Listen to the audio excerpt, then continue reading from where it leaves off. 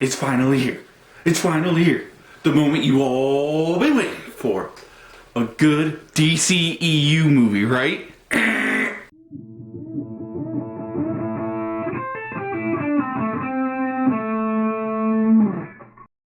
Zack Snyder's cut of Justice League. Yes, it finally came out. Actors have been talking about this, like Jason Momoa. All the fans have been wanting this since Josh Whedon's, well, let's be honest, nightmare of a Justice League film came out. Finally came out on HBO. The Cove watched it. What did the Cove think? The Cove thought this movie absolutely sucked. Not really. It wasn't as bad as Josh Whedon's, but this movie didn't do it for me. Although yes, it's better than Josh Whedon's. It still itself is not a good film. Basically, all the scenes from the original Justice League were used in this. There's just different timing. The introduction to the movie was different. It's not where Batman's, trying to catch one of the parademons and using the dude as bait. Superman in his fight against, I can't even think of the name. This is so bad. Doomsday. When he goes and kills Doomsday, it's a slow motion, Superman screaming, and apparently the mother boxes call out because they're afraid of Superman. So Superman being OP, blah blah blah, everybody's afraid of Superman, yada yada yada. The pacing in this movie just felt weird to me with some of the cuts for some of the scenes, especially after watching the original one. But the one big negative I have with this is, everybody knew it was gonna be a long movie, 4 hours. If you're doing a 4-hour movie, you better keep me on the edge of my seat the whole time, like the Wolf of Wall Street. I'm not leaving. What happens with this movie? First 2.5 hours, complete snooze fest. I was just like, come on. And it started to pick up when, finally the Justice League assembles and goes to fight Steppenwolf the first time in the sewers underneath. Okay, whatever. There's some weird scenes in here too that were edited out, like when Aquaman and Bruce Wayne first meet in that little fishing village. When Aquaman's leaving, the village starts singing. I guess because they're immortalizing him, praying to him that he's a god because he helps the village out. But this one little girl comes up. Well, she's not really little. I'm guessing she's young adult or whatever. Jason Momoa, gets his shirt off. Oh, ladies, you gotta look at Jason Momoa's six-pack. Starts leaving the ocean. The girl goes, picks up the sweater he's wearing, and singing. Just starts sniffing it.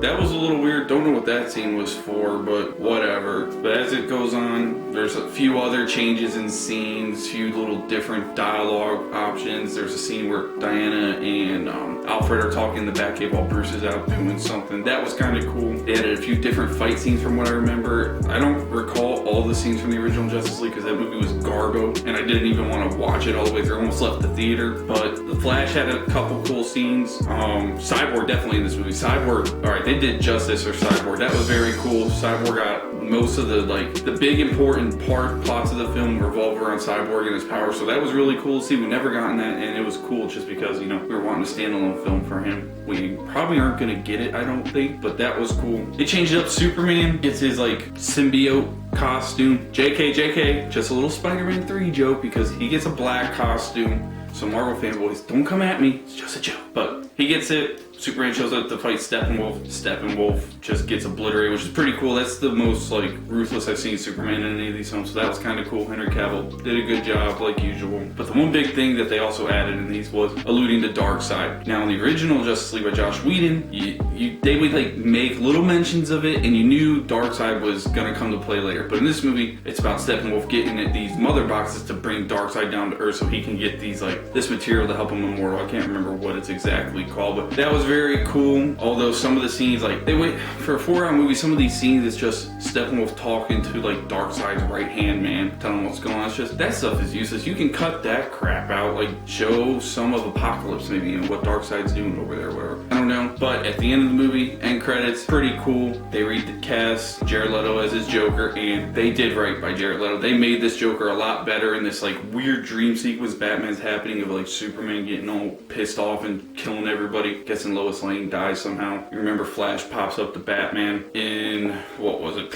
Was it Batman versus Superman? Where the Flash pops into a dream, says Lois Lane is the key or something like that. Guessing it's referencing that. But Jared Leto's sitting on a cop car with the SWAT SWAT uniform. Batman brought him for some reason to help fight Superman or something. And the back and forth between Batman and Joker was very good. It's a lot better than that garbage Suicide Squad movie we got. So that was very cool. Final thoughts for the movie. I don't know what the buzz is about the internet. I guess everybody's just bored sitting in their house. There's nothing to watch. This movie, the hype, I don't understand it. Like, yeah, you guys definitely fell into the trap of the hype from like Jason Momoa and everybody. Movie, yeah, better than Josh Whedon's, but still, I'll be honest, movie's kind of crap. Don't know how else to say it. Like, I probably give this movie like a C-, D+ maybe. Just, I'm waiting for DC to come out with some good movies to combat Marvel because I'm more of a DC fan. DC's not even coming close to touching what Marvel crafted. And you know what your problem is, DC? I'll tell you what your problem is. You guys tried to rush this Justice League out way before you should have to combat the freaking Avengers. What happened? The Avengers was crafted beautifully. We got solo movies for each character pretty much, except, you know, a few of them, over 10 years. You guys are giving us characters that average people who don't like to read the comics or into superheroes, they just want to watch a movie, have no bond to the characters in these films other than Wonder Woman. Wonder Woman got her movie, and Henry Cavill got his Superman movie, Man of Steel. You put Batman in here, of course everybody knows who Batman is. Ben Affleck plays him